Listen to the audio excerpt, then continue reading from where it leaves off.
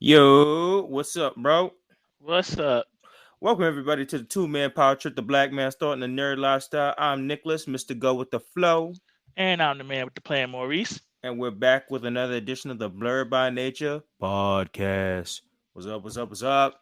Hey, what's up, man? Hey, how you doing? How you week hanging? I'm tired. Same here. Very, very tired. I mean, man, this is a Thursday night recording, and oh man, what a Thursday, what a week, what a lot of going ons. But just talking in general, let's pull back to better times and stuff like that. My podcast co-host had a story for the Halloween weekend. Let's go back into the good times for you. I want you to discuss your fun times and your enjoyable nature of the Halloween time. Oh, I had a great time Halloween weekend. So Good. I got invited to a Halloween party. Completely forgot about it until the day of Yeah. because it was a busy week. Yep. So called an audible, put my Naruto fit together, Hey. and I went out. So went out to the first party. The first party was cool, met a couple new people. It was nice. We went to the second party after that, Damn. and the second party was lit. Oh shit. What So, happened? so we was just doing everything. Shout outs to homie Kareem for the 99 apples. He knows that. Oh my god. You mean Jason? You mean Jason? Yes, Jason. We played Flip Cup. Oh shit. Uh-oh. That sounds like a whole reason why you'd be knocked out for that. Oh yeah, and I won my like 4 matches. We was in there. My team was winning. Let's go team. Who was on the team? Not Jason. Jason was on the opposite team. He was the ops. He was the ops. It was me. It was Velma. It was peanut butter and jelly sandwich. Bruh. That means you was big lit. Y'all was gone. But someone told me you was there with the rest of them that night. I swear. So we had so much fun. Oh That's my good. goodness. Nah, that sound too lit. That's what's up. That's what's up. Yo, we had so much fun. So second part, yeah, we was just out there. We was out chilling. That went on until about 5 a.m. Shit. So between all the dancing, the partying, and everything else that we did. Yeah, I didn't get home until like 7 a.m. Sunday. Yeah, you was telling me. I was like, nah, son. My son big lit on this Halloween weekend, yo. That's good, though. That's good. Yeah, it was great. I needed that. That's what's up. Yeah, needed it before the week that preceded coming in with this whole beginning of November and stuff like that. My weekend was pretty chill for the most part. I was out with the captain's family seeing Halloween Kills in theaters. They wanted to do that, so we kind of did a little adventure on that, and that spurred our story and our conversation on how Michael came back on some other shit, and we dressed him up in the John Cena fit because homie was indestructible pretty much. Oh, that's what's up. And then on also my end, I got a shout out to the cuzzo that's hooking me up. He the one that provided this nice mic where you hear this booming voice right now. He provided the mic. He provided the Mac thing that turn your TV into a computer. I still need to get a wireless keyboard on that. And he provided me another laptop on top of that with a bigger screen and a booming volume and stuff like that. So that's what's up with the hookups and all that. All together, my weekend was just pretty chill. I was just chilling, taking care of the captain for the most part and relaxing. So at least my co-host had enough litness for the weekend for the both of us. So that's what's up. Yeah, so it was great. Shout outs to the homies Kareem, aka Amarion / Jason Derulo. Foot stomp. Get facts. Man, this video going big viral and everything. Yep. So we see you out there, big homies. That's why we shared here. You out here. You get big respect from the podcast. Yeah, and the homie Spirit for the invite that I completely forgot about. Yeah. Spirit, appreciate you always, bro. I was waiting for the name Spirit to come up. I was like, I'm pretty sure Spirit put this together. Oh yeah, because he hit me up on Saturday, and I was like, oh shit. He was like, yo, you ready to go? You ready to what? OD looking in the back like, Uh-oh. Yeah, I got something here. I can finesse it. Right? I was like, okay, this is what we're going to do. Yo. That's big lit, though. But shifting into the actual week now, let's talk about how this beginning of... Yeah, let's begin on how this November has shifted real raw for the both of us here. Take me back. Go on your end, because it looked like October was the end of any kind of fun.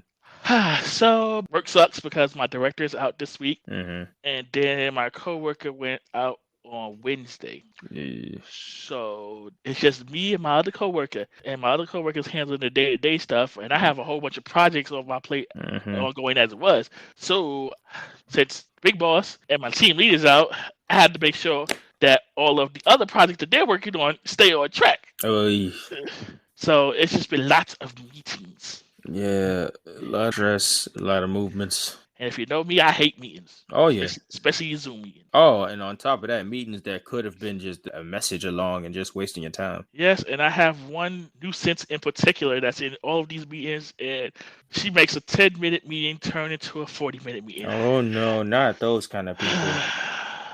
Man. The drawn out and the maximize your time and just killing you just slowly, man. Yeah, so it's been those types of meetings all week. Oh, I see that very well. And then the flip on my side was the big hammer that fell pretty much on me from going into Monday. It was a new month, so insurances got changed up, different companies, people getting different things all around. So those had a big change up. But for the first time ever, everybody was here because my coworker was on vacation for like the last 2 weeks and I was taking over and handling all that. So I was like, all right, I can finally start catching up on my stuff. Then all the insurances started giving a problem and everybody needed all hands on deck. It was us working together for the most part. Then Tuesday, all hell broke. Tuesday, within, I don't know why nobody texted me or something like that, but 5 minutes in, I'm walking and I'm like, all right, now I can really get back to like catching up on stuff. After the first day, it gets a little crazy stuff. It's a Monday, everything was getting back to normal. Tuesday, the hammer done felt down on my entire company. Now, the mandate with the whole vaccine thing that was going down, they had till November 1st, and now they cut off the religious excuse for not taking the vaccine. So when that happened, nobody decided to inform me within 5 minutes of me going in to start the day that two of my coworkers were taken out, and my doctor was taken out as well. So just instantly I had to process within that 5 minutes that I had to go in there. I lost two coworkers, and this is a team of it was only like 6 of us. We're already on a skeleton crew trying to do X, Y, and Z, and I'm already handling so much. I have so much on the bottom end and top end to do just in general. And just to find out that 2 of the people that you've been in the war trenches with for the longest time, because it's been a skeleton crew since COVID began. I'm talking about like March of 2020 when the mass cutoff came off. Now this time is 10 million times worse because I go into this situation and I'm trying to process. And then I also have to take over because I was doing this thing for 2 weeks and I was finally able to sit down back in my office and stuff like that. Now, within 5 minutes, I got to process. I got to open now because the person that was there to open is now gone. So I got to fix that all in. And then I got to check in patience with me trying to process this whole thing. So I had coworkers coming to me asking me why I'm so jumpy. I'm hyperventilating in the office. I'm bugging out completely. And then everything started to hit me because it's like they got rid of people that's been there for 16 years. And this was also people who were supervisors in that spot. So they got rid of the main people and the supervisor who was there. So we don't know how we're going to do the monthly report, how we're going to do this and that, because we're out of people. We're just out of people. And I'm already doing majority of other stuff. So I don't know where we're going to learn other stuff. We didn't have time to get old passwords that was held by the supervisor. Like we're going to have to, we're going to have to finagle. We have situations now that things are locked and they had the passwords, but nobody thinking about us. We lost another person who was bilingual. We now down to one person in our team that's actually bilingual now. So we have like one person when we had 2 from before, which is already a skeleton crew. So that's kind of the situation at bay. So now it's like it was already taking a day at a time, but now it's extremely taking a day at a time. And today was the worst of it because it's a truckload of people that come in Thursday and it's only a few people that can handle it. And they're trying to call in people X, Y, and Z for interviews and training process. And I'm like, we can't teach these people what we also don't know. So I'm like, what's going on? Tuesday, I had a whole shifting breakdown. And if it wasn't for the captain, my mom, my aunt, a couple of people talking me off a ledge, I was punching walls and punching through everything and just having a whole stress breakdown time of that. Because it's like you processing all that stuff, especially my doctor too. Like I just got a physical literally just before she got canned. Like, I got a physical a month and I got my results, and this was a doctor that like sat down and had like a breakdown and was so nice and everything, and just for that person to be gone. And then think about trying to tell the patients who's coming in, who has appointments with the person, that yeah, your doctor's not here no more. Like, think of all that. So this week has been like one day at a time, and at least the big busy day of Thursday is out, and Friday is a more chiller, I'm hoping, day. But it's like, yo, taking every day and every week is now a bigger fear. Oof, boy, man. Yep. This has been a one hell of a start to November in a very, like, I'm literally shaking talking about this because it's been a hard process. Just the mere fact that nobody could have texted me the night before, and I'm walking in looking mad stupid when my coworker come up behind me and talking about, all right, how much you know what? Oh, man. Yeah. Dang, man. I don't know how they let this get to this point. Like, they knew the bed date was there. And people was just, saying about their religious X, Y, and Z, and I'm like, bro. And then it's the thing that y'all been here working at this job for so long, and then you just get handed this termination letter and thrown out. Like, this is another proof in the pudding that jobs ain't secure ever. Nope. Ever. You never know. Any year, anything could bring. No, there's no loyalty in this. Oh yeah, 100%. Job could be going tomorrow. So make your money and dip. If the pandemic ain't proved to you that nothing is solid, bruh. Yeah, you gotta go on with the notion that, hey, listen, shit could go left any day. Facts. Just gotta prepare for that best you can. Yep. And the hits keep on hitting because now it looks like I'm gonna have to finagle some other stuff and figure out some stuff on the side, because remember when I last talked to you about that mess that happened at the house? Yeah, with the storm and stuff like that. So it looked like I'm gonna have to finagle some stuff for people to start working on the house. So I might have to shift locations for a bit. Hey, they gotta do the work. Exactly. We gotta get that mold out of here. This has been the thing since, this happened before Shang-Chi. So we talking about like early September. Yeah. So I gotta finagle and figure all that stuff out. But yeah, that's vibe, guys, for the week for us. Yeah, take me back to October. Facts. I've never this ain't it. Back. Like, this is the beginning of November. Hopefully by the end, when we start that world's greatest weekend that's coming up for us, hopefully that's when we look at November as a big highlight. I hope so. Facts. All right. So moving off to this deadly start, I want to talk of our new side segment that we have here. This is our shout out section. So I'm just going to give the podcast shout outs to a few people on the list that we have here. So podcast shout outs going to The Captain, Black Ramen Podcast, Mr. Yao, Sentai Fountain of Knowledge, Jabateer's Podcast, Sazon Talk, Cuzzo out there, Your Sports, True Heel Heat, 2.5 Bro, Gray Space, Eli out here. It's Relational, Keeping It 9000, Nerding Out with Chelsea. Do you have any shout outs you want to give? Oh, I'll give my shout out to my coworkers, Sharon. Give a shout out to my sisters. Hey. Oh boy. Blessed to yo cuzzo that's working in that bakery, yo. I see the success. I see the post, yo. Keep blessing. Yeah, shout out to cuzzo doing her thing at the bakery. Facts. And then homie Eli with his family, they opening up that soul food restaurant. Big bless to them. Yes. This is what we like to see. We like to see our family and friends out here progressing and out here with the blessings and stuff like that. So you want to keep it going. Oh, definitely. That's what's up. That's the shout out section. Just a small bit to say thank you to all our supporters out there and everybody here helping us through the week, because we're gonna need that. We're gonna shift into our main second segment. We're gonna do OTC, off the cuff. And for this week, off the cuff, I was thinking of talking about the concept of waiting on a blessing. So sometimes you could be down on your luck for so long and you just waiting for that one opportunity that you've been praying on, that you've been trying to manifest, that you've been working on, and it's like it's been so long and you're just working towards this goal that you're trying to meet, and sometimes it waits on for so long, and then you're wondering what's going on. So how do you feel on the concept of like waiting for a blessing? Oh, that's a complicated question. Yeah. Only because there's waiting, and then there's waiting and not seeing the signs. Yeah. But in terms of waiting on a blessing, me personally, I like to work towards my blessings. Got you. That's good. So waiting has never been like, oh, I need to sit here and wait for it to come. That's not Yeah. me. That's Mm-hmm. never gonna be You a me. go getter. It's like, okay, what can I do Mm-hmm. to move this along? Yeah. Like, what steps can I take to move this along? Got you. Like how can I progress this? Mm-hmm. How can And you this move is this forward? yeah. So like, okay, what am I doing here? Okay, maybe I can do this. I can try this and see what happens. I can do this and see what happens.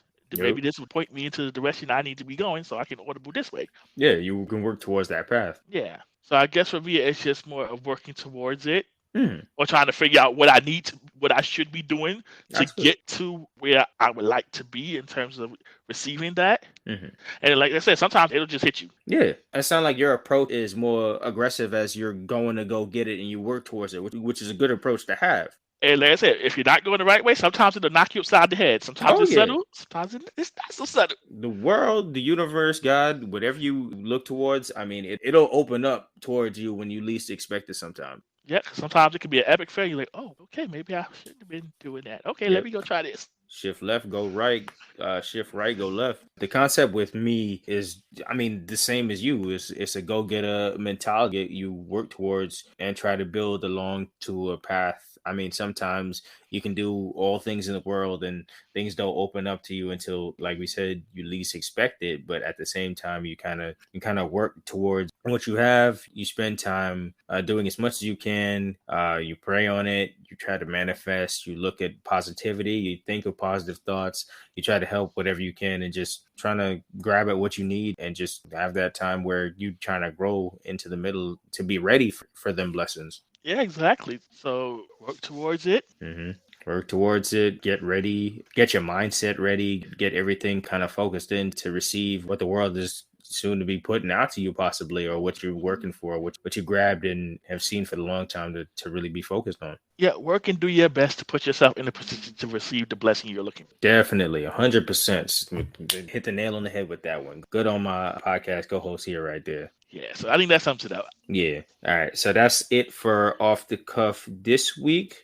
We're going to shift into our small subsection discussions. So with reboot news. All right. So side note on this one, with reboot news this week, I just wanted to talk about HBO Max being the black powerhouse, the UPN revival, and everything mixing all together because they just got like, I think at the beginning of the November, they got Martin, they got In the House, they got Hanging with Mr. Cooper. They was already black powerhouse with so much stuff under their banner. I think they even grabbed in Family Matters from Hulu too. Like it's just the black powerhouses are just coming together in a collective all over HBO Max, and it is crazy. Yes, we're getting that whole early 2000s, late 90s revival. Yeah, HBO Max. I'd love to see it, and this is such an opportunity to like just binge so much. Like they have everything in such a set order and everything, and I mean the captain and her family is definitely stretching out all the shows that I see on the HBO Max account. So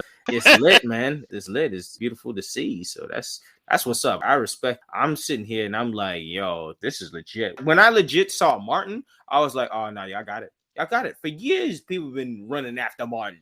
Come on, son. To have this readily available on the big platform, HBO Max, you got it. Yo, let's go HBO Max. Bringing them back. Facts, yo. Big Woo. respect on that. So shout outs to them. And then after that, I wanted to talk. So I sent you the trailer for the Lightyear movie. What's your thoughts now? I'm intrigued. Yeah. Cause yeah,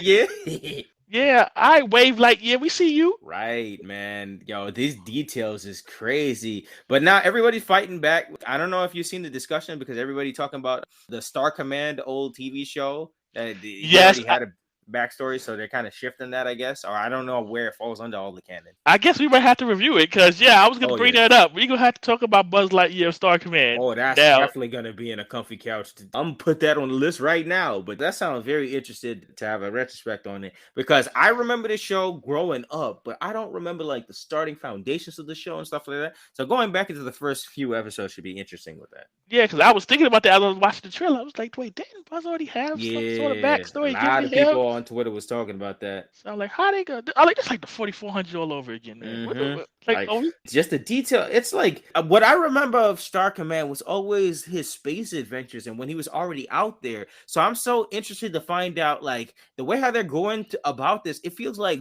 Buzz's life when he grew up, when he was like, what's Buzz's actual family like on Earth? Yeah, I guess that's the stuff we're gonna find out. Yeah.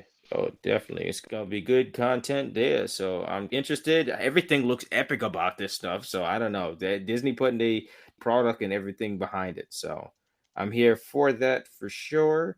And do you have any reboot news? Anything you've seen of the week? No, nothing this week. Oh, okay. All right. And other than the rediscussion of the Lightyear movie and HBO Max doing the things, that's what I've seen.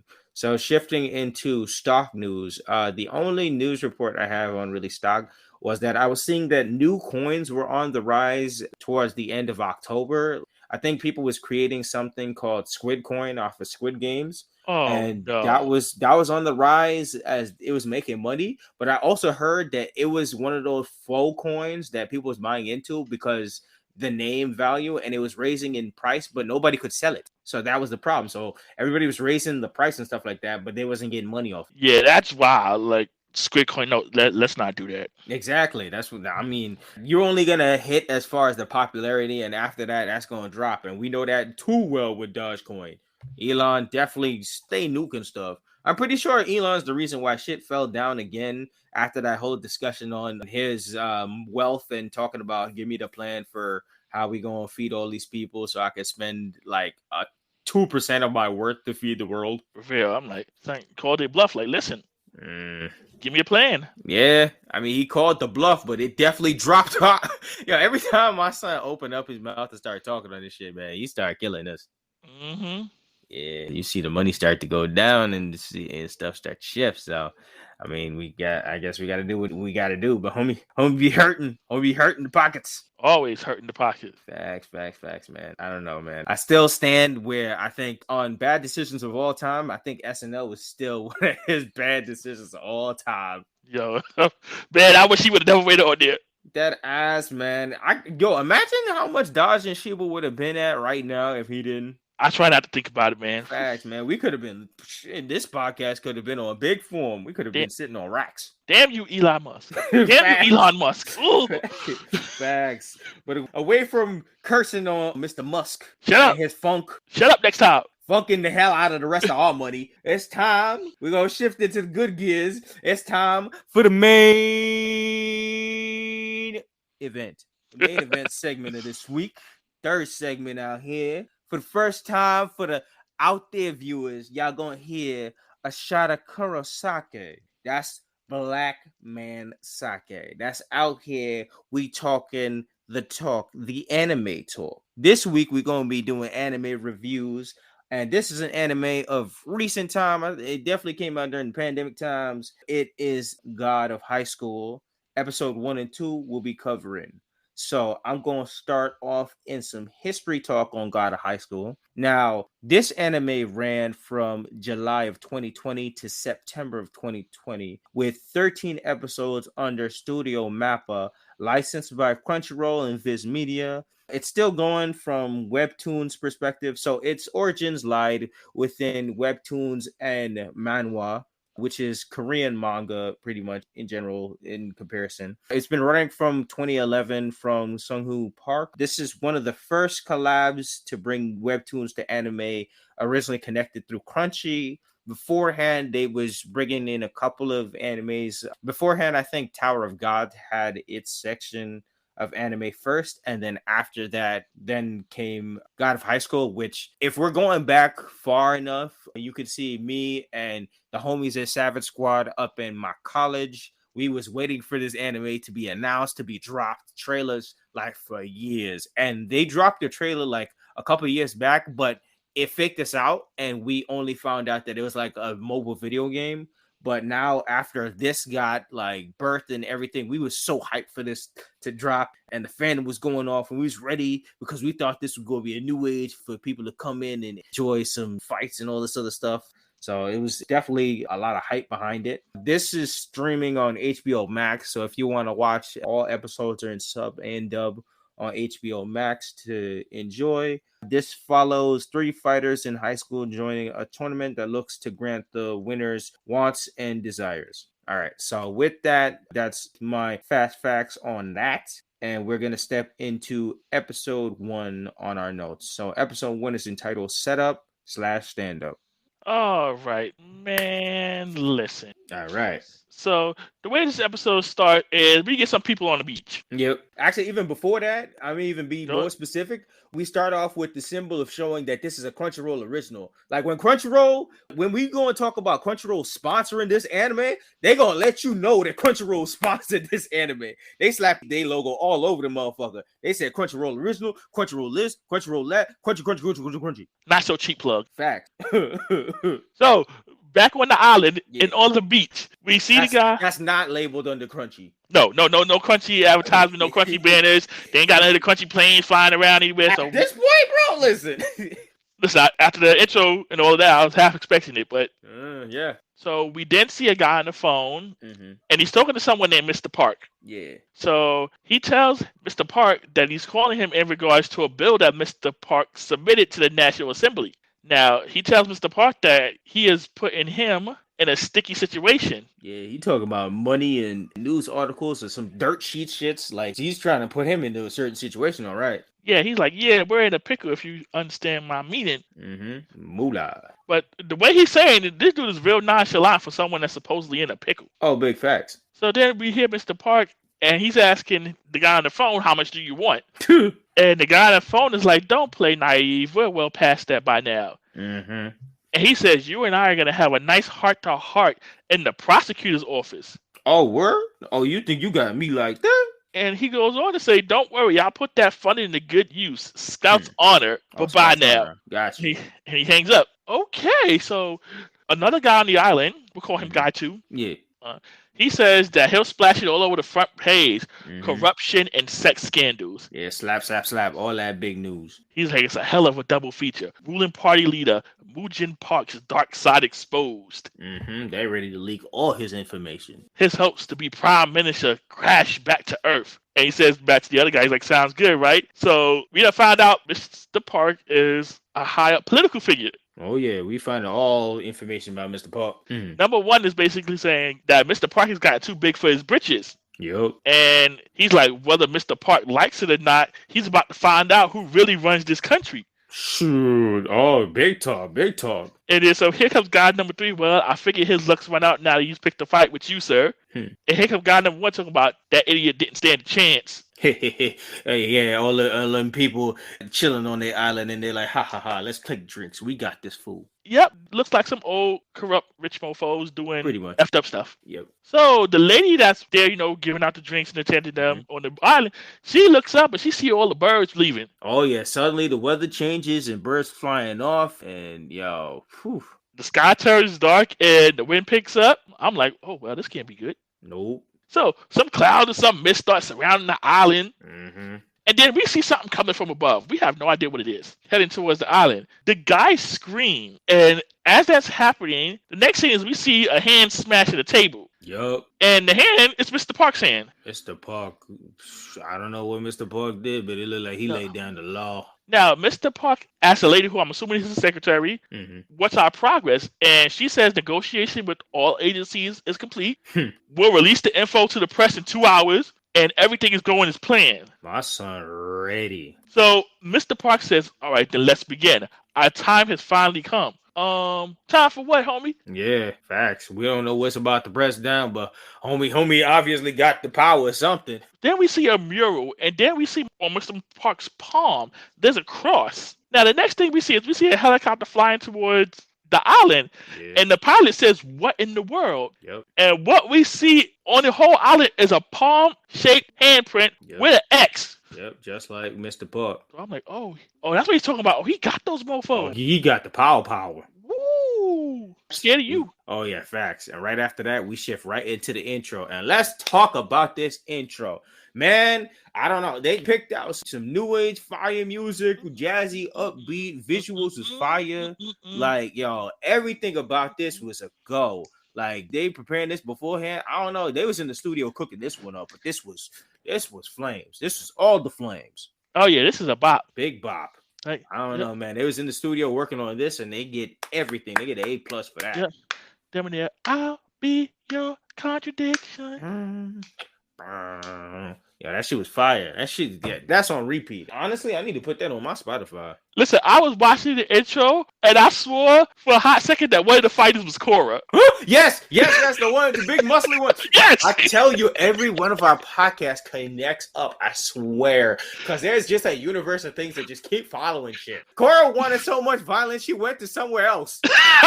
She was like, these guys can't hold me. I need to be in a tour. And honestly, I mean, the way Korra looking, ain't she like, what age is she? She probably a high schooler too. She going into this. That's why I had to rewind it back. Like, hold up. Shit, she said, I am done with this Avatar shit. I'm going to show these niggas what's up. Because this is right up her alley, too. She right here. Like, tell me this. Violence. Tell me this ain't a side note of the pro bending tournament. Come on, man. She was like, violence. I'm here. She said, God, what? They're doing what? A tournament, huh? Oh, I got this. She's like, Tenzin, I'm sneaking off the island again. Right. Tenzin like, I gave y'all one job. Where is she? What do you mean got out of high school? What is that? Son, oh, man. So that intro is all fire and everything going down. That fight's going into the intro. It's all beautiful. And then after that, we see the intro to the episode title plays, which is set up, stand up, and we get straight into the story now. Yep, so here we see rain falling, and we get our first intro to a young Jin and his grandfather. Mm-hmm. So Jin is crying, and then suddenly the rain stops. Yep. So his grandfather is telling him, he's like, don't go crying, buddy. In times like this, we got to stand tall and smile real big. Yep. So he goes on to tell him that he finally gets to go to school, and he wants him to make sure you study because learning is important. Mm-hmm. Now, young Jin asks him, why does it have to be right now? And his grandpa tells him to get in there and make lots of friends. He asks him, like, can you do that? So then his grandpa walks off and disappears. Yo, he legit left him with some good words, and he was like, homie, I'm out. The rain begins again, and we see a young Jin, and he says, I think I can. I won't ever let you down, Grandpa. I'll do it. I promise. Feels. Yeah, I know, right? And yeah, if you got father figures and just inspiration and all that stuff, that definitely hit. So next we then see an older Jin who's getting up from bed, and on the wall opposite of his bed area is a picture of young Jin and Grandpa. Yep. So Jin goes to lay back down, but then he immediately pops back up, and he looks at his clock. Man, this clock has seen better days. Boy, this shit is big smashed. I don't know what he did to this, but just like, once again, like I said, all our podcasts connect. But what is he? He is a late boy. What does this feel like? Ninja Storm peeps. So the clock is almost 7. Jin screams, and the next thing we see Jin running out of the house. Okay, but before we leave his house part, let's stay on the mere fact. I don't see no parents. I don't see no nothing. So this is definitely anime protagonist 101, where they have their own apartments. I don't understand how they be living like this as high schoolers and stuff like that. But obviously this kid got his own place. So he got the safety of his own place. So that's always mind blowing to me. Well, maybe he has someone like the third supporting him. Maybe that's I don't know. We'll see. So after flying out of his house, now he's hauling ass on his bike. Oh, big time. I'm talking about, you thought what they was doing last week was hauling ass? My son was going deep. My son almost ran over an old lady. Yo, so son is hauling. He's moving. He is going. Son, and he's talking to himself. He says, why today of all days? Why did you have to sleep in, dummy? Talking to himself. Sounds just like Ninja Storm peeps. So he's riding, and then, of course, like you said, he saw the old lady, and then the old lady sees him, and he sees him heading towards her. She starts screaming. Then he starts screaming. He swerves at the last minute, and the lady, she yells at him to come back here and apologize. But before she can even finish her thought, Jin done smashed into the barricade and off the cliff mountain. My son went completely off the cliff. Now, anybody else in this situation would have had high stress, would have been bugging out this whole time. Homie catches himself in midair, catches the bike, and start riding the air pretty much. I'm like, yo, this kid is different. I think that was him riding in the water in the next scene, but I can't tell because it's kind of blurry. But Somebody need to explain this. Yeah, my son already better than all them Ninja Storm people that controlling his chakras.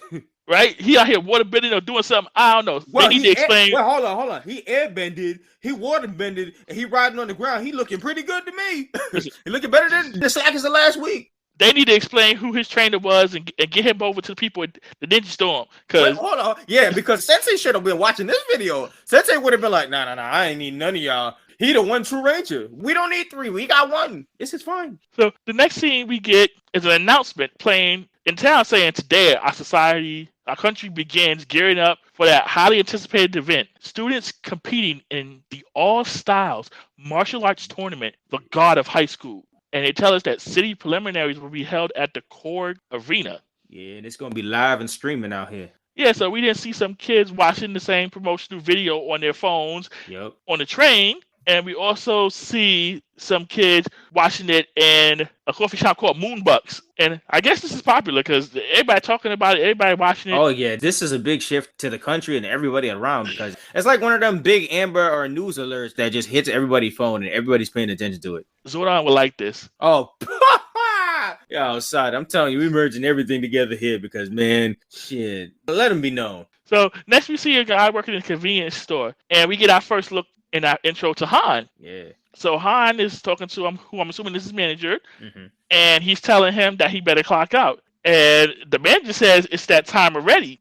And he thanks Han for working the night shift before the prelims. So I'm assuming Han's in this tournament too. Yep, Han trying to work all the shifts too. Yeah, Han is like, hey, it's my job. So we didn't see Han out back of the store. Got with his buddy. He's like, for the looks of this, I may need some more shifts. Yeah, he needs some more shifts for sure. If we to assume anything, my son, he trying to go into that tournament, he trying to go for the moolah because this shift, it ain't making enough. Yeah, son, this ain't it. Nope. This ain't it, cuz. Shit. So the next thing we see a small group of high schoolers, and they're wondering why they didn't qualify for the God of High School. Yeah, the karate club ain't make this. Yeah, they're like, nah, how we not make it? Facts. I'm like, don't we know all these judo, kung fu, all this other stuff? Who's in this tournament then? Who's in this tournament? They debating that. They see a lady jogging by there. They all look at her. Then they go back to their conversation like, yeah, I don't know how they picked the people for the preliminaries. Some of these people are regulars, but some of these people I ain't never heard of before. What's going on here? So then we see a girl walks up to them. Yep. And we get our first intro to you. Mm-hmm. And she tells the guys that she's lost and she asks them for directions to the arena. So they're giving her directions, and while they're giving her directions, she leans into one of them. Oh, she eyeballed the hell out of some muscle veins. And then her heart is beating, every head beating. And then she says, your muscles are incredible. You know, shrieking. Boy, just like last week, how we saw the quick change of the Ninja Storm after they took off their gi and they had stuff underneath. These guys flexed so hard that they bust out their gi and it was just all straight muscles. They was like, oh, word, you like muscles? Man, their gi disintegrated. They out here flexing and posing. I'm like, what is going on here? What's wrong with y'all? And like I said, at this point, I have no idea what's going on. Nah, not a clue. And she's mesmerized, just looking at all the muscles. Big facts. She's about that. You know who she remind me of? She remind me of that girl when we reviewed Kuroko basketball and they manager could see all the numbers. Yes. It's that same kind of energy. This must be her cousin. Probably. So next we see Jin on his bike. Man, and homie look exhausted. I don't know how long he been riding. We still don't know how you survived the fall from the mountain. Facts. Nobody's explained that at this point.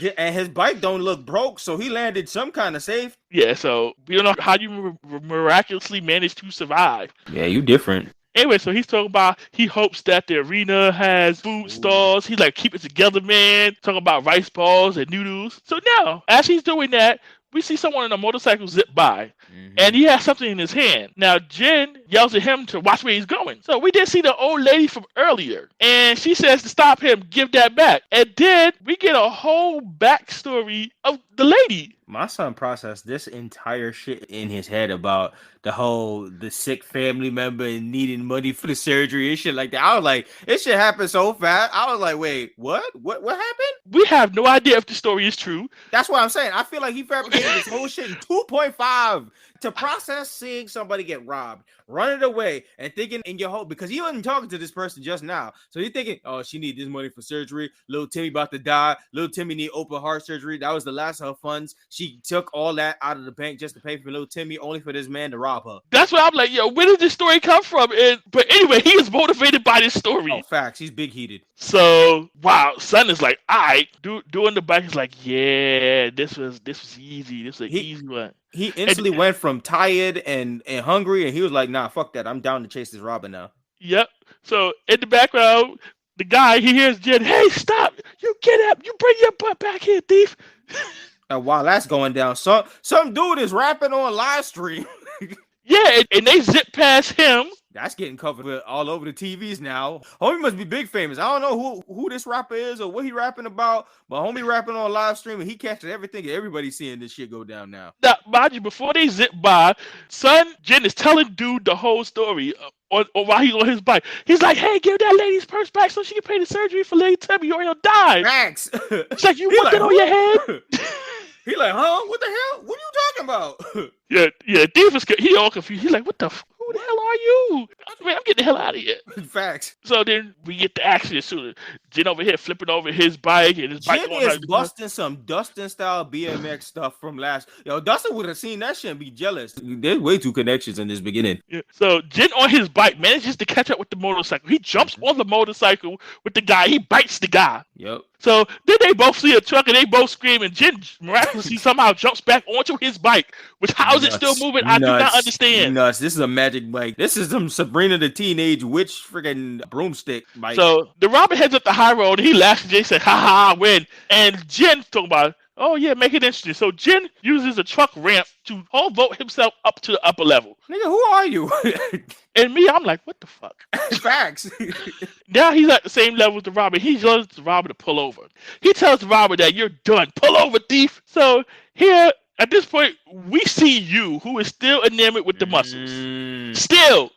So then he sees her, but it's way too late. So oh yeah, yo, when we talk about things getting pimp slapped and getting completely mowed down, whatever he was dodging when he didn't hit that old lady, that full force took the whole of her face. He went front wheel first into her face. Boom! Sent her into the trash. Son, Jen stops the bike. He says, I'm sorry. I really am. I'm just kind of in a rush. And he rides off. Oh, boy. Wait. First, no. This, on a trend of the many shows we reviewed, we like to call this our Women of Violence, and boy, we about to see it. She looks down and she sees her broken glasses. You was like, oh, hell no. Bring your ass back here, boy. She throws her sword at his bike, knocks him off the bike. And I don't know if she flash stepped over there or what the case was, but at this point, the next thing we see is we see her yoking him up. Violence. And what she says is like, you just can't smash and dash, you jerk. I'm like, it can be used out of various contexts. Yeah, I'm like, Jen, you know her? What you been up to? Oh. Yeah, Jen might be for the streets. So I'm like, now not only do you have to explain how you survived the mountain, but you got to explain when you smashed her and what's going on here. What's this smashing dash? What's happening? Yeah, you got to explain it, you Jen. Yeah, you an interesting fella. But so here comes Jen. He explains to her. Wait, first, he explains to her, oh, I need to get this money back because he stole it from the old lady. And then he tells her the story. Yeah, the story that he don't know if it's true or not, but she was so enamored. She was like, oh my God, little Timmy. Yeah, she's like, oh no, that's awful. Next, we see the thief saying, man, what's that guy's problem? Facts. Yo, the way how they ripping through these streets for this shit, oh my God. And then the next thing that we see is we see both you and Jen on Jen's bike in pursuit. Bro, they combine like a Megazord. And you see Jen talking to you. You was like, is that the thief up ahead? She's like, yeah. Bro, like, son, who are these kids? Because why is she standing perfectly on his thing, just leveled up and just not even shifting, she don't got a stress in the world. She was like, this is perfect. Yep. So it's crazy. So then we see Han walking down the street. And then we also see the rapper, he found Granny, started rapping on live stream to bring up her feelings and ask her what's going on with this whole robbery shit. Yeah, so at that point, they zip past Han. Han is on his phone. He shrugs off and keeps walking. But yeah, he sees the video of the rapping dude. And Granny, he's scrolling to figure out what was going on. He's like, oh, okay. Like, Granny going through what now? Oh, so that's what that was. Oh, that's what's going on. Okay. Yeah, I heard that. Now, so at this point, you and Jen are on this thief's ass. Yeah, right. Yo, they're going through these streets. So this is wild. The biker, he's like, all right, I'm gonna use all my motorcycle skills. So homie busts out a sharp turn, thinking he bad. Oh no, but here come Jen. Here come Jen and you when you keeping the bike balanced with the sword. I'm like, what is going on here? Jeez. I was like, wow, this is wild. So at this point, the thief throws the money. Jen stops the bike, and he's like, you got this. So you folks off the bike. Bruh, this ready to hit her Moonlight Sword style number 17. Woo, you ready to see this combo, man? And she lands face first into the street sign. Bro, that shit had me weak. You thought she was coming in with the combos and shit. The silhouette of Yu's face in the street sign. Well, that's another proof that this person's different, because if I hit a street sign, it ain't making a dent. So not only she had a whole cast. Face, mode, and everything. At this point, the thief is like, yes, now I'm free. This. Yeah, nobody can handle Bike Man through the streets. And what we see, a fist. And the fist smashed right through his visor and his helmet. And sent homie flying. And went back 10 blocks. And who was the man this fist was attached to? It was Han. Han giving out the Hans. And Hans just busted that ass. Mr. Thief got these Hans, and he sent him flying into a truck. You gotta say it like SpongeBob style. He got the Hans. And here goes Han like, I guess I caught up to him. What? First of all, we zipped past you, so are we making a circle, or are you just that fast? More questions and answers. Yeah, y'all three are different. We see our main three people here, and this is strange. It gets better because here come you with the sign still attached to her face, asking what happened, and she missed it. Well, the sign falls off of her face. Sign can't handle you. And so both you and Jen see Han. Mm-hmm. And then next scene, we just get a couple images of them, all three of them riding the bike in 8-bit form. Oh, I like that. The cool cutaway, the nice old school game animation pause halfway through. The little touches that this anime does is really nice. And then we get them in a Ghana high school fort, showing them, okay, these look to be our protagonists. These are my people. So, next scene, we finally get to the arena. Yep, announcer starts the tournament, all streaming. They talking about it, so we shifting in. So we're at the arena. These are our second preliminaries. Mm-hmm. The seal prelims are about to start. Yeah, so the announcer is giving us all his announcements, hammering it up. They live streaming all this, everybody watching. Yep. And then we see, I guess, these will be the head honchos of this tournament. Mm-hmm. We see Pointy Nose over here. And we see Mr. Lick Tongue over here. And then we see all the students and contestants. We see Jen, we see Han, we see Lou, we see you. And my first question is, why does everybody in this show look like they got a cold? Yeah, the red nose. Listen, red nose. I'm ready to come with the Vicks, the Halls, the emergency, and the Flintstone chewables. This anime was sponsored by Rudolph, bro. All that shit. The soup, all that shit. Because I was like, what is going on here? I don't know. Somebody need to blow their nose because they all over this anime. Yes, and I'm like, wow. Weird time for this to drop. Everybody look like they got a cold, and this dropped during COVID.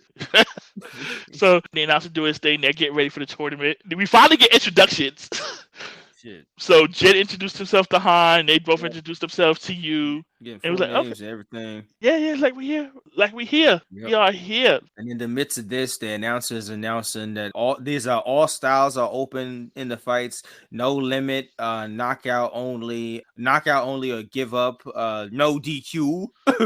So you use whatever weapon you want. The following contest is no holds barred. And anything goes. Because we're here for violence. Yeah. See, Cora would love this tournament, damn it. Cora just, Tenzin. Like, let me fight. Like, you let me go for this one thing. I never bother you again. And basically, it's like, yeah, anything goes. You only lose by surrendering. And then so we see the various contestants that come out. Yep, fighters is coming out all around. And if you see Jin, he hungry as fuck walking out there. Yo, Jill look like he like 85, yo. She's like, bro, they ain't had no food in the bag. In the fucking bag. Where am I supposed to eat?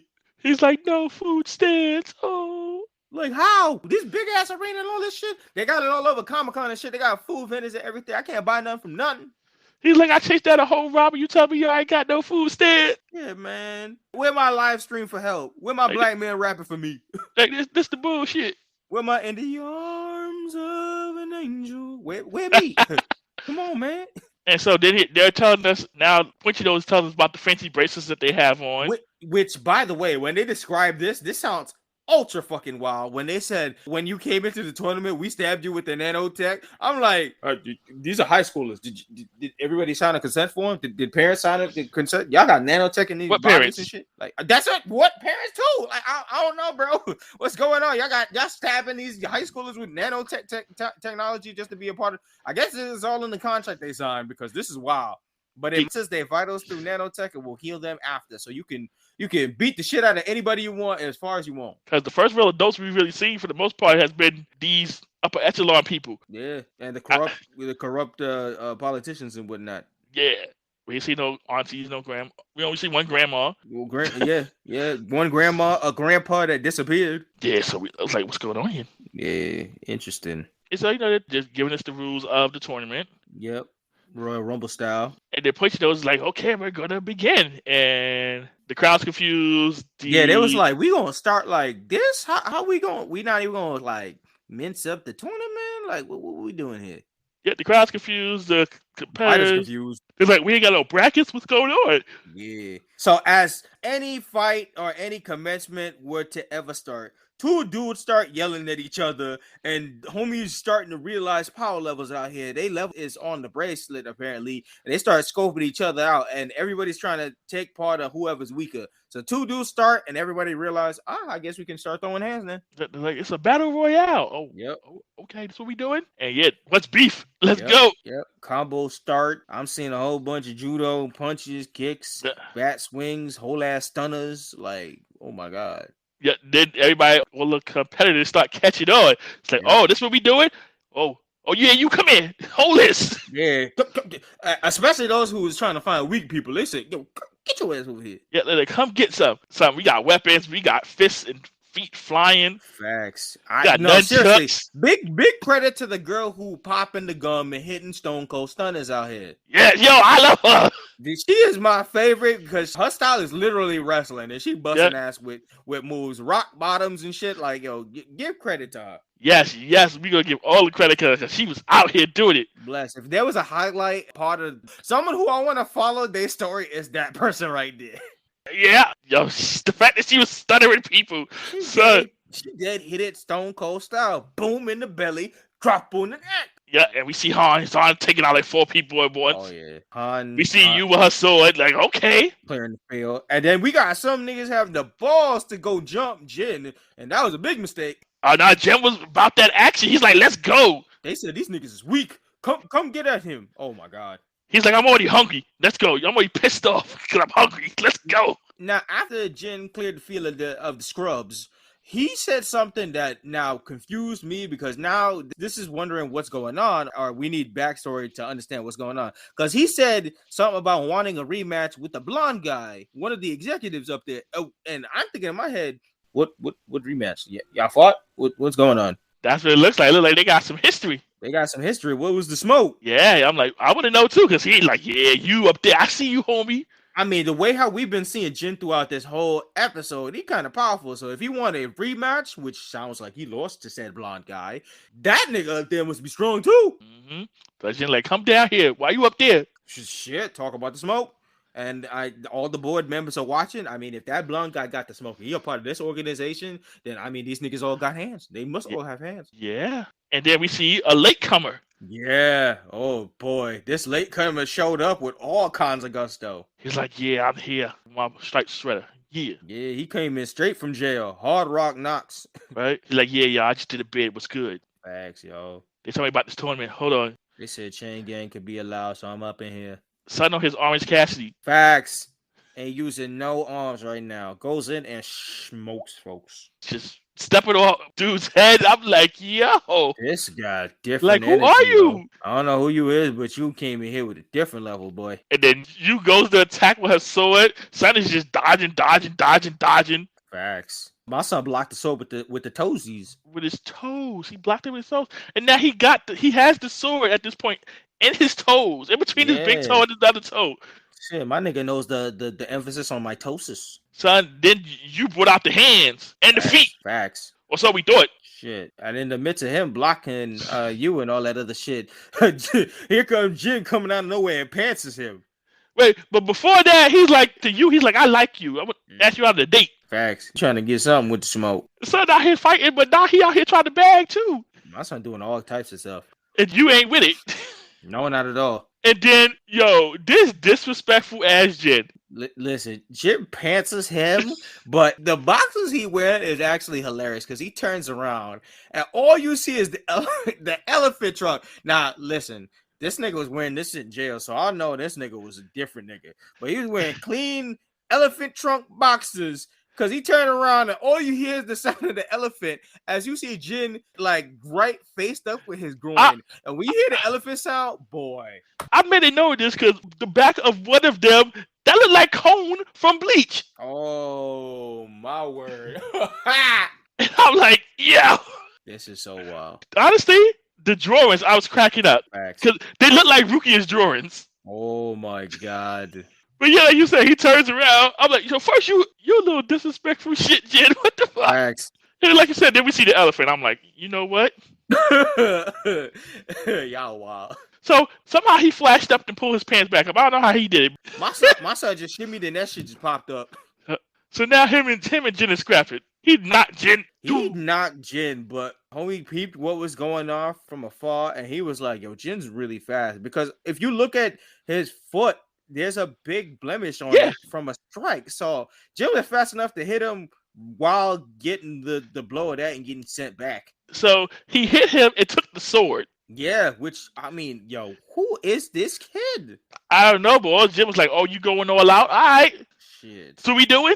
Let's go. And they go in for that epic freeze frame moment where we got our two major powerhouses ready for a collision, and they start flying in the air, and they both seeing each other, and they ready to collide, and to be continued. Facts. And that's the way how we end the episode. And then the ending, yo, we don't really talk about a lot of ending OPs, but man, this one is a vibe. This shit real nice, real calm in nature. Visuals is beautiful as well. I'm telling you, the outskirts of this anime from opening to ending to little pause features and shit like that is amazing. They get top notches for that. Yeah, their ending sequence is very good. Yeah, their ending and opening. And they for them to give a fuck about that is very important because a lot of people be lacking in OPs sometimes. Yeah, the visuals, the animation there at the openings, them and they fits, them showing the three protagonists joking around. It's a nice touch. Yeah, it's a nice touch on that. So that's the end of the episode. My final thoughts is this episode is hype. We have our meeting of a 3-person team, kind of like the Rangers, but the better end of the 3-person team. Kids with random and impressive abilities in this tournament got them going off. I like the different styles in the show on the format of a tournament style. That's really interesting. The interest always lies with villains we see go up against our main 3, and so far the cliffhanger is hella pulling towards continuing this. So what is your final thoughts on the episode? In the beginning, they had me shaky. I wasn't too sure what was going on. I was about to just like, but then as the episode went on, we started to meet the protagonists. We had our whole chase scene, just establishing that they are crazy. And then we got a little bits of the tournament. And by the end of the episode, I was intrigued. I said, okay, now we got something. Let's see what's going to happen here. Definitely. I think one of the strokes of this show is it leaves a lot to chance and you're questioning a lot. So you're wondering what's going on or if you missed something from beforehand. And that might be like an issue along the ways. But I mean, watching this for what they're presenting so far looks like a bunch of hype. Yeah, like they built it up to the point where like, okay, now I want to see what's gonna happen. Exactly, and if we're talking about like pull value to watch the next episode, I mean that cliffhanger is definitely like, oh no, now I need to see the fight. What like these guys is about to smoke and they about to fight. Let me see what's going on. Yeah, you can't leave me out with the good part like that. What's up? Exactly. So, all right, so we shifting gears into episode 2, named Renewal/Soul. So let's step into that. Right from the jump, we get this Pentagon-like looking building. Mm-hmm. And then we get inside, we see some people looking at some screens. And on the main screen, we see the island with the handprint and the cross. Mm-hmm. So they're like, I guess they must be investigating what happened, because they're like, what the fuck? Yeah, they said something about they call on Cheriok. We don't know what the hell whatever Cheriok is, but they talking about it. They definitely are. And I'm like, what the hell was that? And then so we see the suits, and And they're like, we don't want to believe it. It must be Chariot. yeah. And then we get alarms going off. Like, what's going on here? They was talking about protecting the prez, or whoever big high official they got up in there. Yep, they're like, get the president out of here. We gotta confirm this ASAP. Thanks. We see all the security FBI looking like suits. Mm-hmm. And so the door opens, and we see a dude walking through, and they tell him to stop, and they ask like, "Who are you? Who are you, son?" And dude got across all freak. It's Mujin Park. Oh shit, Mujin up in the building, Shit. causes shit. Now, last episode we saw a scene where Mujin was on a plane and he was talking with his counsel and all that stuff. So it looked like this is where he was going, and he caused a muck here. Right. So next thing we see him smile, and then we get the intro. Now, before that, there was a little cameo for like someone who looked like in the presidential corner and everybody talking. There was somebody in there that looked like Tony Stark. I know you're talking about. Bro, I was, you looking at the table, you like, oh wait, they got Iron Man on the payroll? Nah, it's too serious. They call the Avengers here. Listen, I guess Iron Man got to do something when he ain't being Iron Man and save the world. My son said, "Oh, you got who? What?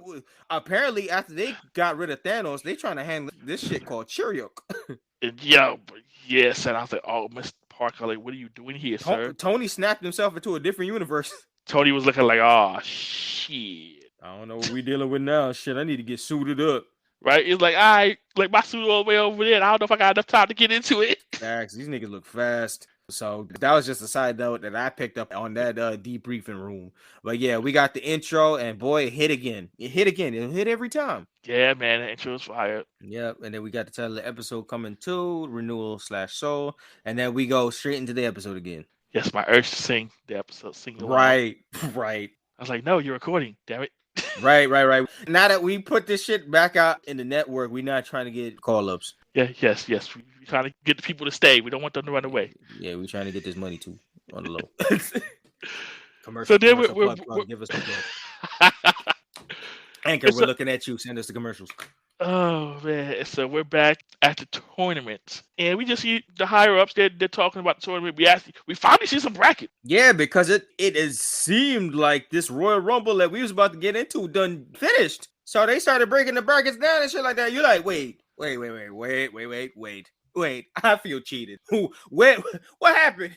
We left off on the big collision. What skipped? Why? Yeah, like hold up. One, who won the battle royal? Right. Where's Jin? Where's Dreadlock? I got a question. How did this bracket be formed? How y'all get, like, when did y'all tell them to stop? What's going on? We need answers, damn it. Facts. So next day we see you, and you don't look too happy. Oh, big man. So somebody asked her what's going on, and she's like, knock it off or leave me alone, you big jerk. And so the person that she's talking to is Jin. Who's got something over his neck. Yeah, and I guess he must be annoying the hell out of her, because she's like, listen, I'm tired of you. And then we get midway as they were talking, we get a flashback to what happened during the collision. Midway when Jin and, I think we got his name, Mansu? I think that's what they said last episode. Yeah, I believe that was his name. Yeah, Mansu, them going in, and they was ready to have their big battle going one-on-one in the air. And then out of nowhere, you just see you pull up and snap homie's neck. Whole ass snap. Wait, yo, that was wild. She really went up there. She was like, don't get involved, and snapped homie's neck. What in the fuck? Yeah, before that, Jen is just looking at her, and she's like, yo, what are you doing? You lurking? You being the creep. What's going on? It's like, it's creeping me out. Jen looks at her, and then, like you said, we get our flashback of the action of her snapping his neck. Yeah. It's like, give me back my sword. And we pop back, and Jen asks her, you're not secretly a gorilla, are you? Yo, that shit had me weak. Yeah, I'm like, he really did just say that. I mean, listen, we talk about the women of violence, and this girl is about that. If she got so mad that you got involved with something that she took you, I mean, after today, you thought they'd be a little bit more civil. You know, things get crazy and shit like that, but she really whole ass broke this nigga neck. Thank God for the nanotech, because she really broke this nigga's neck. Like, you think you would have learned your lesson the first time? I mean, yeah, but she legit, like, if they had no nanotech, and this was like one of those surprise things, I think she killed him. I think she legit killed him. That's what I'm saying. Then you want to go poke the bear again? Yeah. I mean, he not scared for shit. I mean, this is outside the tournament, and I'm pretty sure they can't heal you again. But Jen said, I'll be prepared this time. She ain't gonna snap my neck. Man, she snuffed him, started kneeing him in the stomach. And then here come Han, like, and she points at him, like, you following me too? Damn stalker. And Han is like, just, my house is this way. And she's like, fine, whatever. And then as we go on, she's like, fix it. And so from what I gathered from that little interaction, that the sword has gotten broken. Yeah. Which is why his neck got broken. Yeah, pretty much. I mean, he was trying to save the sword in the midst of all that stuff. Homie had it between his toes and shit like that, so. And then so we get a little flashback of, I guess, the nanotech working on his neck. Yep. They was working overtime. They was like, oh, goddamn, I didn't realize all that. I know niggas was getting knocked out, but Jesus. Like, damn, she broke your neck in like 5 places. What the fuck? And then that's another thing that confuses me about the tournament. If he broke his neck and he dropped, shouldn't he be like out of the tournament? Wasn't that like a knockout? How would people get knocked out of this tournament? Didn't they say they have to forfeit or surrender or something crap like that? It was by knockout or give up. And I'm pretty sure if his neck got snapped and he went to the hospital, ain't that a tap out? Or my son was walking around with broke neck. I guess he's pulling Kurt Angle out of That's wild. See, that proves that both these children are friggin' different too. Jen out here just chilling with a broken neck. Guess so. Sounded like he fixed me up. Like, yo, I need referee, I'll be in the brackets later, but my neck popped. Oh, maybe that's why Tony was there. Maybe he created the nanobots. There you go. It's all coming together. Right. So then we see them walking together on their way home. Han was very interested in the tech too, by the way. Mm-hmm. And then they're talking about the tournament. They all talk about their interest of wanting to be in the tournament for their reasons. Yeah. It's like, why did you want to be in the tournament, Han? Han's like, I need money. That's it. He's like, I want money. And then Jin wants to fight. Yeah. Like, you, what about you? She's like, I'm trying to revive this dojo, yo. She trying to bring that on her back. She on Hazuko shit. She trying to bring that on her back. And they asked her, how'd you let your sword get snatched so fast? She's like, listen, I ain't have my glasses. I felt that, Velma. She knocked up Jin again. The sword goes flying into the water. Mm-hmm. And then Jin tries to apologize so fast, and before he even finished his sentence, she smacked the shit out of him. Yeah. And tells him to leave. It's like, get out of here. You pissing me off. So Yu goes out to go find her family sword, and in the midst, she remembers her father's words. Her father basically told her to seek a sword fighter successor, which is weird to me. I guess it's, the representation and the sexism just on the way they see women in the feudal line and stuff like that. But her father dead said to her, who's been training for years onto this style and knows all the styles of the sword, for her to seek out a successor to use the family sword. So she has to find somebody else to grace her family sword with after she has been learning all these sword styles. That I call bullshit. Oh yeah, that's definitely the bullshit. Oh no, man! I heard all that, and she's so focused on her father's words and getting this shit done. I'm sitting here, I'm like, girl, you the successor. What the fuck? Yeah, at first I was trying to figure out how she was lighting up the water. I like, she using some kind of mystic art. I mean, at this point, I wouldn't pass it by y'all. Then I think we saw it with her phone, but then here comes Jin with the high beam, and Jin's like, "Yeah, I'm here." She's like, "Do whatever you want." Yep. Jin came in with the backup, and here comes Han coming in with the extra backup, bringing that shit from work too. Jin like, "You help me with the old lady. I can't leave you hanging now." Facts. That, and I mean, it's my fault. Yeah. Like, listen, we tracking down criminals on the bike. We here now. Fact. We in this. We live together. We die together. Bad high schoolers for life. For real. We about that life now. So they all go looking for the sword. And then after that, we switch straight back into the tournament. And right off the rip, when we get back into this tournament, sponsorship, Crunchyroll up the ass. Yeah, I saw. I'm like, yo, my God, they put that screen straight in your face. Crunchy. Patent pended everything. Yeah, I'm like, we get it, Crunchy, damn it. This nigga said, y'all gonna know it's me. Y'all gonna know this me. It's like, yes, you gonna understand. This is us, damn it. Onside. We don't care where you watching it. You gonna know where this came from. Facts. I'm watching it from HBO Max, and these niggas like, nah, Crunchy, bout the Crunchy, like, get your Crunchy sponsored premium. Yeah, it's like, what? What's HBO Max stream? It's sponsored by Crunchyroll. HBO Max with Crunchy. Yeah, this tournament sponsored by Crunchyroll. Crunchy, all about the Crunchy life. This TV that you're watching on, it's also sponsored by Crunchyroll. your soul, your life, your entertainment, Crunchy. Everything owned by Crunchy. So yeah, back to the tournament. Yep. Fighters get introduced, and we prepping in the back now. Yeah, man. Mm-hmm. We see Chi doing Chi things. We see Yep. Lady Wrestler. Oh yes, yes. Give me all of this, lady. I'm a big fan. Man, we need to follow up on you. You need a part in this story. And then we see you. We see You Han. got her, you too. You got her sword. So they must have fished it out of the water. Yeah. Like, okay. And we see Jin. You know, he's taking a nap. Somebody comes over like, yo, hey, what's good? And it's Dreadlock. It's homie Monsu gone. Monsu gone. Pulled up and he was like, yo, that smoke, we got interrupted the other day. So you know what it is. You trying to step to me? You sleep? Disrespecting me? Bruh. Jin is at this point, he's still snoring. One of the dudes tell our friend here, Dreadlock, Himando, he's like, yo, leave him alone. Yeah, I think this is the homie named Gondo. At first, with the way how he got his eyes, I mean, he got his eyes centered real low. So I wasn't too sure if he was like a blind fighter or what was going on, because he had the eyes real low. And he was talking some kind of way. And then the way how he was trying to defend Jin and everything, he was talking all kinds of calm shit and being like, all right, we got to save this for the actual tournament fights out there. Monta wasn't hearing all that and wanted to smoke. So he kicked wind straight up in my son's face.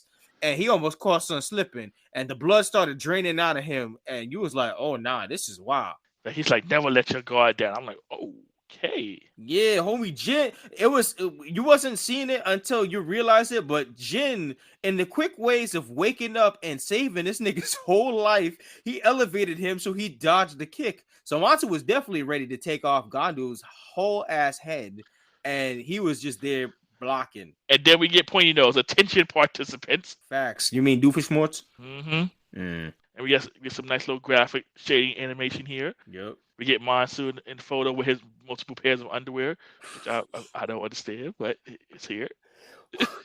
Whatever they want to put in your billing. Oh, and those were also sponsored by Crunchyroll. Oh yeah, definitely. They gon' know. They gon' know. So we get our Group A match, which is you versus Han. Oh shit! We setting up some interesting fights. I don't like it. It's already too early for this, but yeah. We get Jin versus somebody called the Beast. Okay. I mean, we got in the first round, everybody that was handling from Mirai to Jin, to Masa to Yo to Han, like they was all winning the first round. Oh yeah, and the Han that you was fighting was a different Han, and she washed him. Old girl won her first round too, right? Yes, she did. Yeah, clap it up for Miss Stunner out here with all the combos. And then we get Ma Nyson versus Wu. All right, we ready with the smoke. That was our lady wrestler. I just had to double check the name. Yeah, it was her. It was her. Okay, suplexing. Cause I wrote it down. Suplex. Facts, man. She a highlight of every episode when I see her fighting because she dropping something new. I'm here for it. Hit that nigga with a sharpshooter. Hit that nigga with a wall Jericho. Hit that nigga with a cobra. I don't care what it is. Give me anything. Super kick. Super kick. Super kick. Super kick. Yeah, my notes I had said she took her to Suplex City. Oh, let's go. Let's get it. And she won. And so we get a couple more qualified matches. And the fights don't last long, but they're interesting. Nah, but we get the quick bits. We get a whole bunch of that until we finally get to a main round. So we got the two that was arguing and chatting in the back. We finally see Amantu versus Gondo, and we about to start this. And Han won his first match too. He beat the guy. Oh yeah. Our main people went through for sure. And here go Jin talking about I want to fight you and Han so bad. This nigga got a Goku level about him. Definitely got that Goku spirit. Him and Goku would definitely get along. Food, adventures, wanting to fight strong people. Oh yeah, you're right. Oh yeah, and dude that he saved earlier came back. Thank you for saving. Yeah, facts. Gondo. Jin was like, it's cool. He's like, don't worry, that's not gonna happen again. Yeah, you better be prepared for whatever you about to get up to next. Yep, Jin tells him to be careful. He tells him he's tough. Now wait a minute. I looked at my notes and I'm like, oh, he fighting. Oh shoot.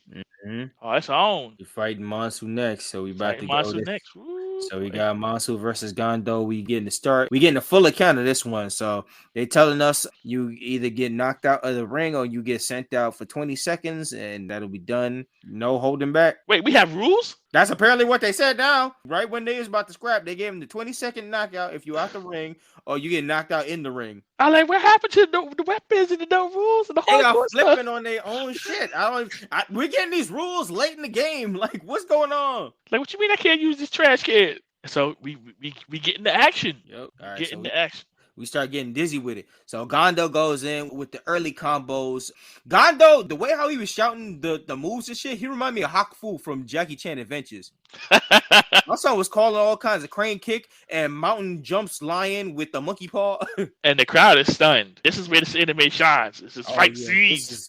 This is such game-changing clean shit. This is if we talking about budget, they threw 100% at the budget of the actual fights when we get to fights.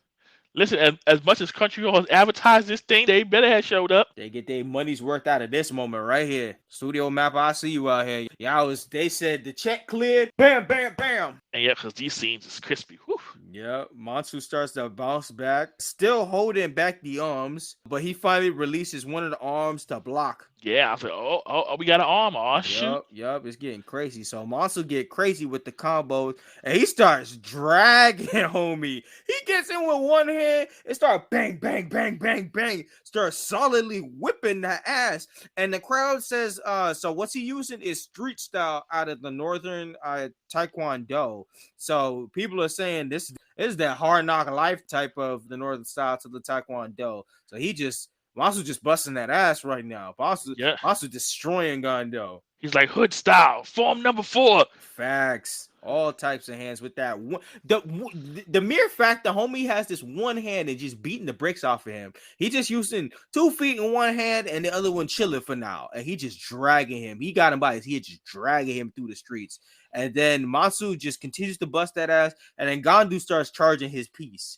He gets real calm. He gets ready for the comeback, and he hits him with that strong-ass move. And he sets for a big strike, and then he hits Mansu with, it looked like one of the biggest strikes that Gondo has, and he sends Mansu back just a little bit. Only to find out Mansu just stronger. He sends him back flying off of his own assault. I'm still in awe of that whole sequence. This is crazy. What's going down? So Gondo gets sent so far back that he finally opens his eyes. And when he opens his eyes, I was shocked because at first, this whole time, I thought he was beating the bricks off a blind nigga. So I was like, God damn. Usually when you see the eyes open in anime, that signifies that homie getting stronger. Gondo was getting his ass drugged. When he opened his eyes, he was already like, damn, I fell out of everything I had. So Mansu was beating the bricks off of him all the way to the point where he was like, the only way I'm going to let you go is if you say, forgive me. You got to beg for your forgiveness and you say, forgive me. Yep, he ain't smacking him. Say it. Say it, damn you. The shit out of him. And then in the midst of that, we get a small backstory to Mansu, actually. And then we see him begging for his life with some random person. And amongst him begging for his life amongst this random person, the crowd feels so weird about the situation. Gondo ain't giving up at all. And Mansu decides to release the other arm restraint. And he starts just beating further bricks at him. You're like, all right, this is definitely becoming uncomfortable for everybody around. And he just straight dives into beating his ass, talking about, you better say, forgive me. You better say it, or I'm going to kill you right now. Son is like, listen. He's like, listen, I will never say it. He's like, especially to someone like you. Like me? Shit, you going to find out. And he just keep wailing on him and wailing on him and wailing on him all the way up to, all right, Jin's seen enough. He pulled up and he rushed to save Gondo and sends Mansu flying just out of the range of Mansu. He didn't see it coming. And Jin just comes in and sends him flying. So I'm like, whoo, that one kick, boom. Jin is something to be caught off guard, but to send this nigga flying after all we just seen with this fight showing off Mansu's great ability. This showed Mansu at a whole different range. Gondo was looking some good in some of this animation, but that was no joke when it came to Mansu. Mansu beat that ass.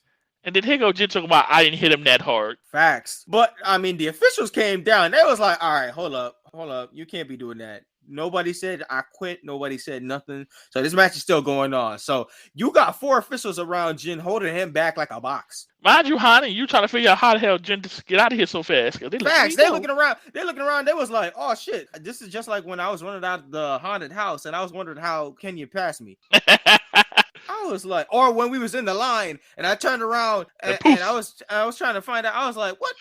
What? Poof. Sheesh. So you and Hana stunned because they just realized what Jin did. Facts. So the officials crowd around Jin, and Jin automatically points again to the blonde guy, and he was like, "All right, so since you down here, you ready to fight?" I'm like, "Bro, this is throwing everything out of order. What the fuck you him now? There's a fight going on." So I was like, "F this match, yo, you yellow hair dude, let's go. I want the smoke. Let's go." Bro, you got another match in the tournament, and it sounds like you about to get tossed out this tournament too.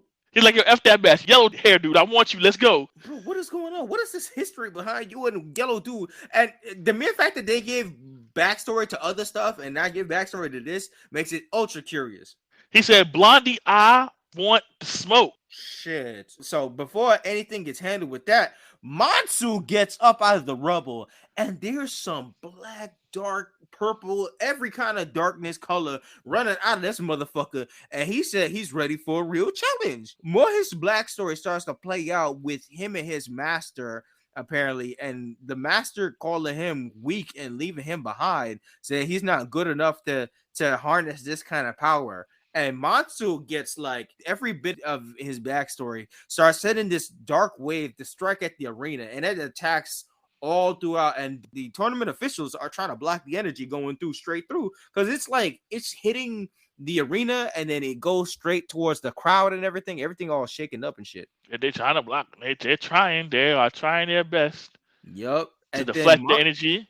Yeah, and Matsu starts acting out of rage, out of nothing. He runs straight into it. Looks like he's lost his whole personality and he just becomes a shifted dark figure just full of this evil energy and power. So he runs straight at it and he tries to attack Jin. But Jin, yo, this nigga finessed this extra hard and like in a slow motion way before Matsu could even move. He hit that nigga with a triple kick and he didn't know what happened and he sent that nigga straight to the ground. So first Jin jumped over and vaulted off an official. I don't know, the official looked like he was going to throw some kind of smoke bomb or some magic talisman at him. I don't know where he had his hand, but he was about to do something, but just like not whoop and engaged him, hit him with that triple lovely. He hit him with the triple tornado and that shit, yo. The wind, the animation, everything of it. He said swing. Swing, swing! The wind cut him like a samurai sword. After you slice something and you put it and the effects don't hit until you sheath the sword. It was just like that. And then boom, Matsu got floored and Matsu was done. Matsu was done because he hit with like 5 different moves. Like facts before the quickness. So he dropped and then Jin feeling himself. But then out of nowhere, Jin get dropped to the floor, and it's just like a force. He's held up like a cross, and he drops to the floor, and there's a force keeping him down. And we wondering what the hell's coming in. And then all we see is this nigga, Mugen Park, pull up to the tournament. Like, how you getting around so fast, homie? Dead ass, what kind of private jet you on, bro? So Mugen and the rest of the officials talking about they know that Jin has broken the rules to the tournament, already done sent everything out of whack. And they gotta pull him to the back to figure out his punishment. But while he walking with the official, the crowd loves Jin. Jin done saved the crowd and became the world's heroes. And everybody's like, yo, we love you, Jin. We want to see you back in the tournament. We hope you coming back and all this other big hype for him. And his friends out there, they was like, well, I guess you did what you did, man. And they see him off. Yep. And like I said, the crowd, they completely on his side now. Oh, they love Jin, man. Not only was he the protector, but he gave them something to see. Like that Matsu and Gandu fight it was a feat to be seen, but the crowd was not feeling it. It was just too dark to be on that. And then they didn't like Matsu for that. So Jin floored him in that excellency, and they seen that shit. They gonna love Jin. Yeah, they're like, Jin. Jin's that type of person that sees the rules and don't follow the rules. So the crowd loves that. He a different kind of nigga. Yeah, they're like, don't worry, I'll be back. These administrators not gonna hold me hostage. I'll be back. These niggas can't hold me back. Right? These niggas can't hold me back. Like, I'll be back in the tournament. Don't worry. Facts. And as his friends see him off and they take him to the back, that's the end of the episode, and the episode hit it with the ending theme. Yep, more nice visuals. See them chilling. Shit was fire. Shit was fire. All right, so going into my final thoughts of the episode, this Loki on my end, this was so up and down. I'm not a fan of the rush feeling that this thing is giving me because the tournament is low-key flying by, and I get that you have like a certain amount of episodes to go through, and you don't want to see like all the scrub fights and stuff like that. But this is where the animation be shining, though. Like that one fight. I mean, if y'all saved it all for that one fight that y'all wanted to go ahead and detail with for us, that's nice. But like, yo, I'm trying to see these fights, though. These fights are so beautiful, and these styles are really interesting, and just coming through with that is really a hold. So skipping on a lot of that is very interesting of a take on that. We also don't know how the brackets went, and the Rumble just ended. So that one raised my eyebrow as well. We got stories that we kind of missing that I feel like the vibe on it is saying we missing. That could be like an intrigue thing for later on, but right now it's very questionable. What I didn't like is we set up one big bad in Mansu, and the way how Mansu showed up and the way how Mansu had this energy around him that was like super lit and build up. I feel like the way how they kind of squashed him in the moment, like Jin kind of busted his ass right there. I mean, I kind of feel like there's ways to turn around it if they want to further up the story of Mansu, but it's like they gave all this interesting stuff. You kind of wanted Mansu to still stick around, so you kind of hope that they work around that if he got squashed, because after Jin did that combo, he got dropped, and I'm wondering if that kind of lowballed him. But the interest in this anime definitely lies in the animation, the full-out fights we getting, and now this hook got us wondering how our main character could fight the system or stay in the tournament. All good enough cliffhangers to continue. I'd recommend this for folks who just want to see some action. For the most part, okay to good so far. So my thoughts on this are it's strange. Yes. The tournament seems to be kind of a hindrance more than a help. I think it's too many people. Yeah, I think they would probably cut this in half, size-wise. It would have helped. But I'm invested in the characters. Definitely. And some of the fighters that we haven't even heard words from. We stand for Lady Wrestler. Yes, we stand for Lady Wrestler. We need to see more of her. But in regards to just the paint scene in terms of how we got from the beginning to the end, by the time we got to the end of the episode and the way that Jin walked off, I want to see what happens with Jin. Yeah. More on what happened with him. He's an interesting cat. Yeah. Han and you, I want to see how they progress. I want to know what Blonde's deal is. Yeah. I want to see all things with Lady Wrestler. I want somebody to smack the shit out of the park. Yeah, what's going on with Mujin? Wow, he's so strong. What the hell is this Churyu? Yeah, we need, there's some questions that we need answered. Yeah, so far we definitely left dangling with that stuff, so we trying to find out this information. So it's enough here to keep me watching because I want answers. So this will be a continue. Yeah, so definitely we on the line after 2 episodes so far. We would recommend for people to continue to see if you getting hooked by these questions and not getting put off by the stuff. It's not perfect by far, and when we talk about story, this is getting okay to good so far, but like this hook with the animation, the fight, you're here. You'll be here for a good fight time. So I would say, yeah, if you're watching it for anything, you're gonna watch for the fight scene. The story is kind of taking a back seat, so don't. Yeah, if you like structure and tournament, this ain't gonna be for you because this shit is all over the place. Take the story as just icing on the cake. So that's our opinion and that's our review on that. So we're gonna close the book on God of High School episode 1 and 2. Good job on that review. And all right, for next week we're going to be hopping back. It's our circular motion, so we back into Comfy Couch and we'll be doing a show retrospective, episode 1 of OG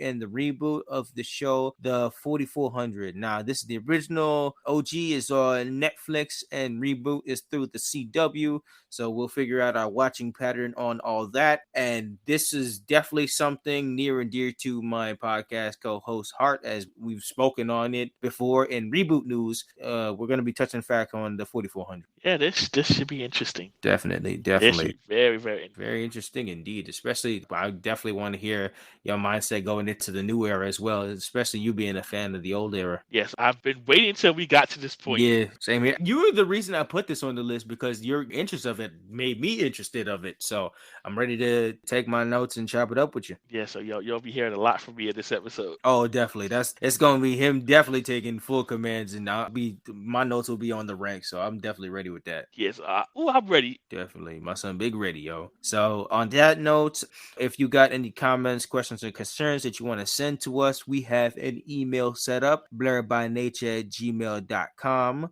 Facebook and Instagram, you can find us at Blerd By Nature. Twitter, you can follow us at Blerd By Nature, nature spelled N8TURE. We got those all over social medias and stuff. Just if you got a comment, question, concern, you want to follow, you want to spread joy on the podcast, you want to get part of the shout out list, just be one with the joining, help come join the community. It's a growing community. We thank y'all for all the big support that's been coming in these last 2 weeks. We've heard a lot and inspirations and interest in the shows and stuff like that. We love it. We love it all around. Just keep on telling us the good news that these episodes have pulled to you guys. Yeah, as always, thank you for all the support. We appreciate y'all listening to us. Definitely. So on that point, I'm gonna hit the outro. All right, let's do it. All right. Thanks for joining us today from Black Thought to Nerd Power. This is Nicholas, Mr. Go with the Flow. And this is the man with the plan, Maurice. And this was another edition of the Blerd By Nature Podcast. We out. Thank you, everyone, for listening. And until next time. Peace. Peace.